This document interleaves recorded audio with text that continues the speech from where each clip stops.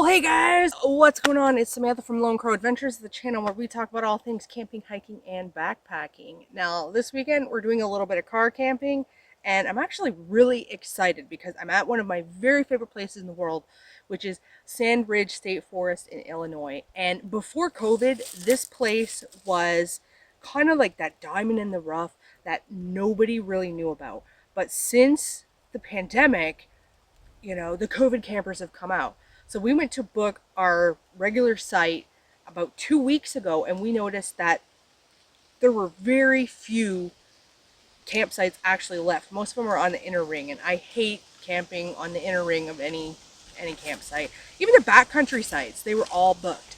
So we are on a first name basis with the park staff out here at Sandridge because we've been coming here for years and years and years and years. So we got special permission from the park. They came, they opened everything up for us. So now we're going to be camping here on the group campground, which means we have complete and total solitude for the entire weekend. I am so excited. Look how big this place is. We have our own pavilion, we have our own latrine, we have a second pavilion, 2 fire pits, and we have our own hand pump as well. This is a huge site. So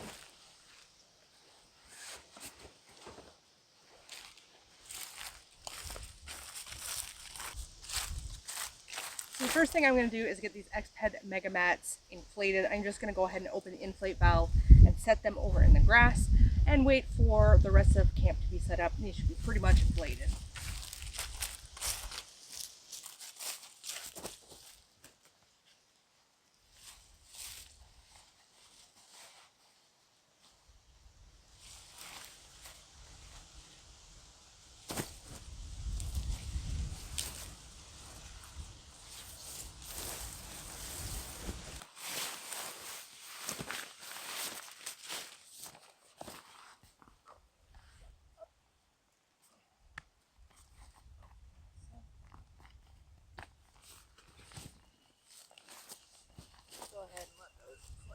Now, new to the team is the Schnozzle pump bag.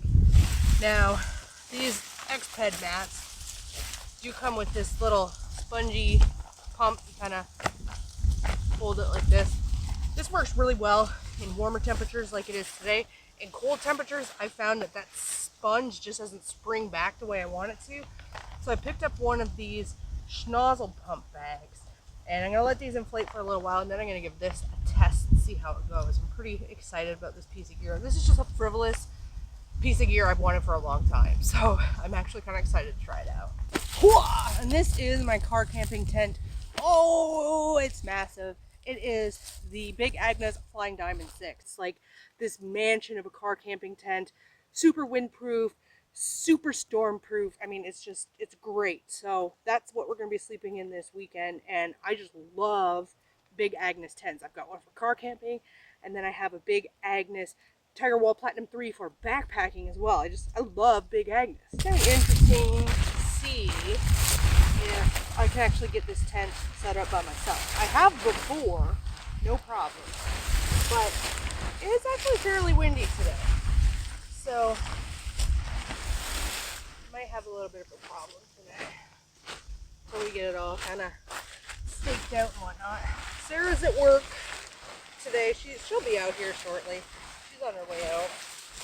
She'll be here in the next hour or so. But I thought I had the day off, so come out here and start getting things set up. I did it. I've got the Big Agnes Flying Diamond 6 set up. I had no troubles in the wind. That wind was actually a little bit helpful. So now we're ready to get the rest of our gear in it.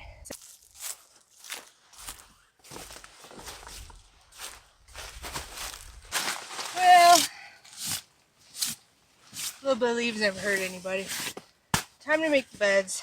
I think I might have made a mistake with the selection for sleeping bag. Initially, it was supposed to get colder. It was supposed to be like in the low 40s, so I thought, well, I'll grab a 20-degree down sleeping bag. And then the temperature changed where it was going to be like in the mid-50s, so then I was going to switch these out. These are the North Face 20-degree furnace. I was going to switch those out for a 40-degree North Face Dolomite, which is a synthetic bag, and I forgot to. I already had the car packed up. So, guess we're sleeping in the mummy bags. I think I'm honestly just going to unzip mine and kind of just lay it over top of me like a top quilt, because it's way too hot for a 20-degree bag. But this is a pretty fantastic sleeping bag. Definitely compacts down really nice. And when I've used this in the winter, I usually throw one of those Sea to Summit Thermolite liners, which gives you another 15 degrees, or so it says on the box. Gives you about another 5 or 10, realistically. But I have used this sleeping bag down to about 13 degrees with a liner, and it was cold, but it was doable. But that's going to be the beds for tonight anyway. So, and for the final touch, the pillows. You know, I realize that I do a lot of backpacking videos, and in my backpacking videos I talk a lot about my gear and my gear loadout, because when you're on trail, weight and gear and ultralight and all that stuff is so important. But when I go car camping, I mean, I hardly ever talk about my gear at all, and some of you guys might want to know, so I'm trying to kind of show you guys, you know, the stuff that I use, so that we get a little bit better basis. So, you know, when we're car camping, it's a luxury life. We both use the Wise Owl compressible pillow, and this is the medium size here. This is a great pillow. That blue one is for Sarah. This one's mine here. That's what I use. And I actually started bringing a second one recently because I've had upper trapezius irritation, and I've had some irritation going on in my left side of the levator scapulae.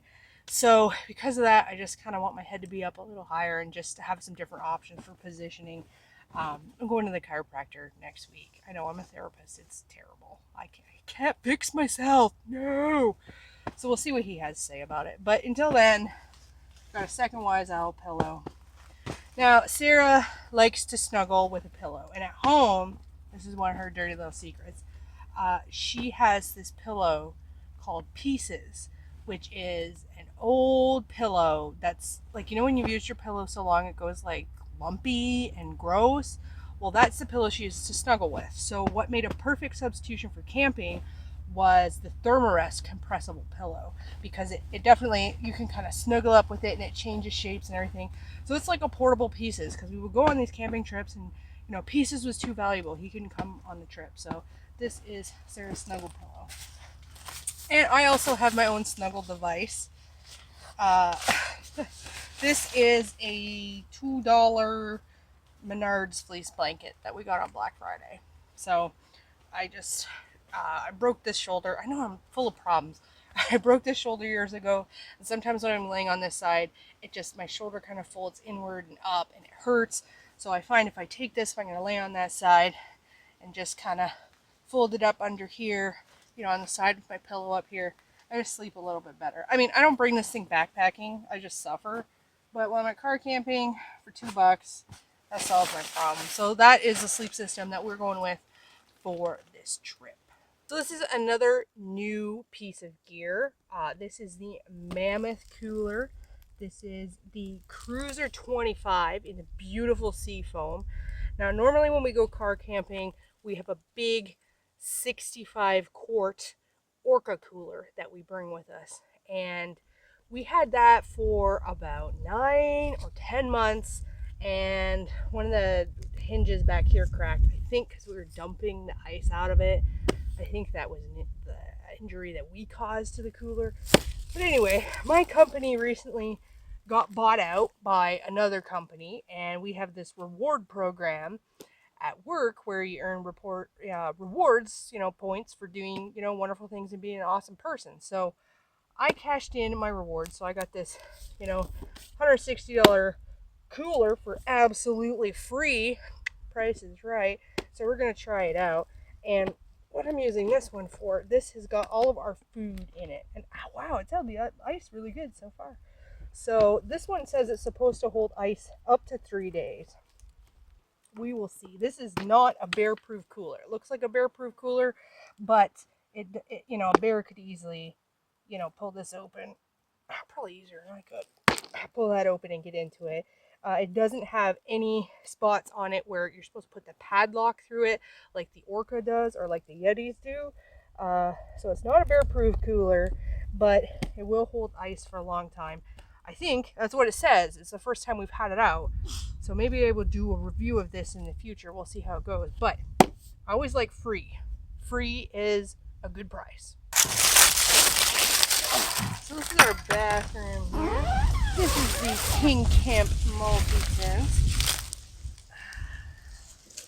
Done a full video on this guy with the bathroom setup. We use this guy as a shower too in the summer on multi-day trips. Put the toilet in there.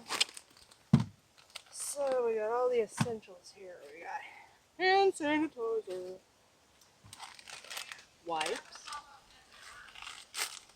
This is a pop-up tent that works. So this is great, you know, especially during, you know, COVID-19 times when you really just don't want to go into those public spaces, including pit toilets, because, I mean, they're nasty when we're not in a pandemic. So I don't really want to be going in them. I work in healthcare. I do have some patients on my caseload that are positive for COVID-19, so I'm a pretty high-risk person to be around. So this setup here is not only to protect me from the virus, but also to protect anyone else in case I happen to have contracted it, because I have to go get tested every single week to make sure that I don't have this virus so I can continue to work. And so far, we've been okay, but this is as much about protecting other people from me, because I am a very high-risk person to be around. So, you know, be warned if you're coming over for a visit, taking your life in your hands. We got camp all set up now. Sarah's getting a fire started. I don't know, like, I'm really bad. I'm a type B personality person. And when I came out here, I thought, oh, I'm going to get all this stuff set up before my wife gets out here after work. And then I started working on some YouTube videos, and I started making some thumbnails, and I started sharing stuff to social media. And next thing you know, I got out here like 2 hours before she got here.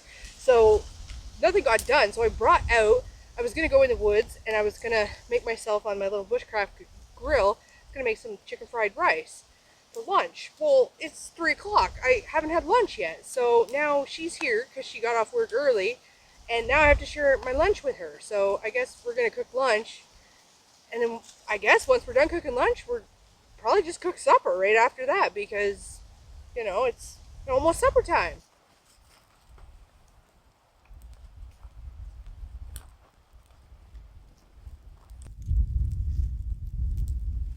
Look at that fire.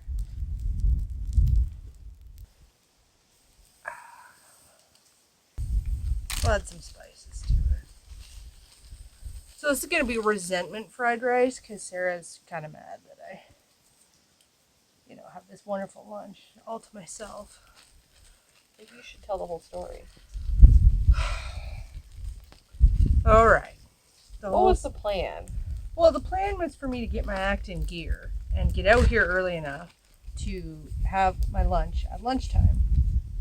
At home. You were going to eat a sandwich at home. So that's what I told her. And then I changed my mind. I thought, well, I'll just do this little chicken lunch in the woods. Well, I screwed around at home, and it's now 3:30. What time will dinner be served? Well, we'll just cook dinner right after we have this little lunch, you know. Just a little lunch, you know. And you have to cook it now because the chicken is de-thawed. The chicken's unthawed, and just all kinds of problems. So we're gonna make some resentment chicken fried rice. That's what it's called. And I'm resentful because I have to share it. So,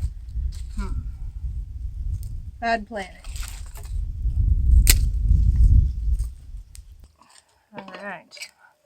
So the next ingredient in our resentment fried chicken rice is some chicken broth.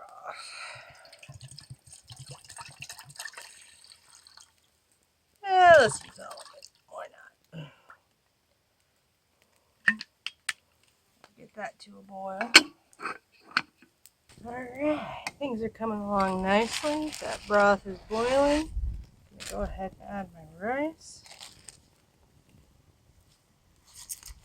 Give it a little stir. And we're just gonna take this off of the heat.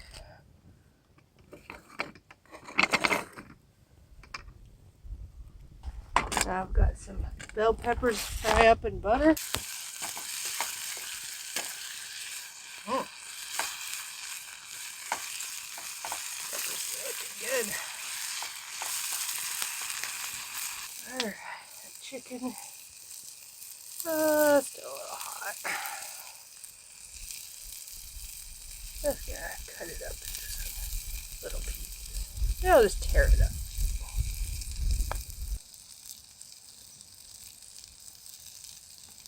There we go. Give that a little stir. Check on the rice. Rice needs about a minute. Alright, that rice is done. I'm gonna go ahead and add it to the peppers and the chicken. Ooh, the handle's hot. Holy smokes. I have a glove out here somewhere.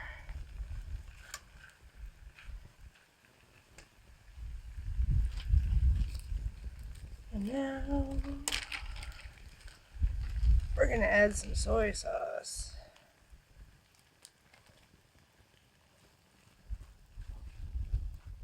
Fry that up for a couple minutes and lunch is served.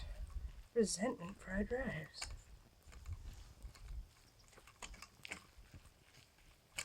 Let's divvy this up.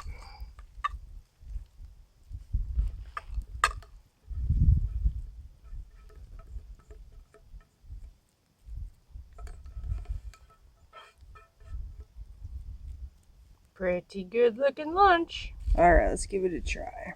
Let's try it with get a piece of chicken and we'll get a pepper in there too. Get the full flavor.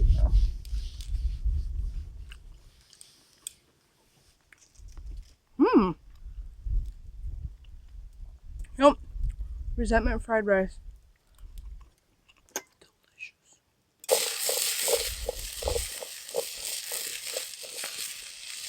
Getting these potatoes cooked up for supper. Got a couple of New York strips to throw on here too. That'll be good. Mushrooms, salt, pepper, and a little bit of butter. Oh, those are cooking up nicely. And these potatoes, these are basically done.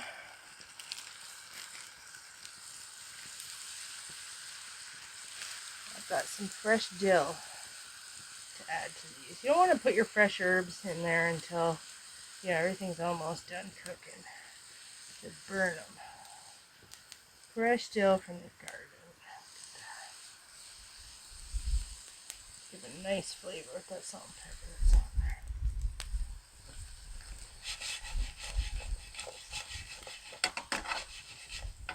Look at these babies. Oh yeah. A couple of nice New York strips. Oh, right over those coals. Move it away from the flame a little. About 10 minutes, we're going to be eating really good. Look at that. Roasted potatoes, mushrooms, and a New York strip. That is a camping dinner.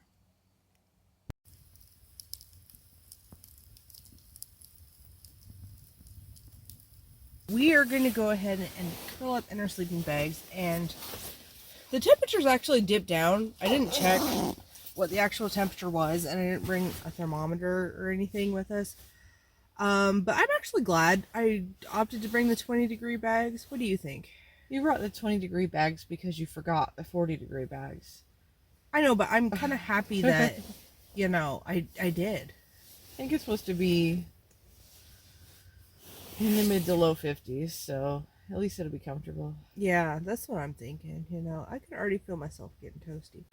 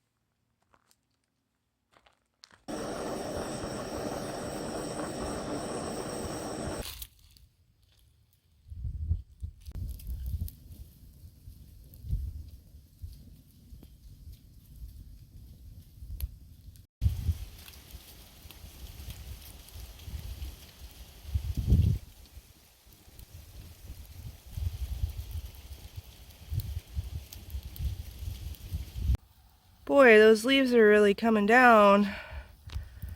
I didn't want to have an oak tea coffee. Well, this will still be good.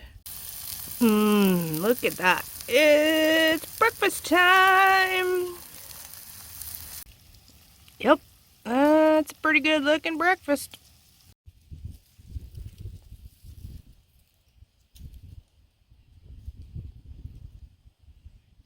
Pretty good?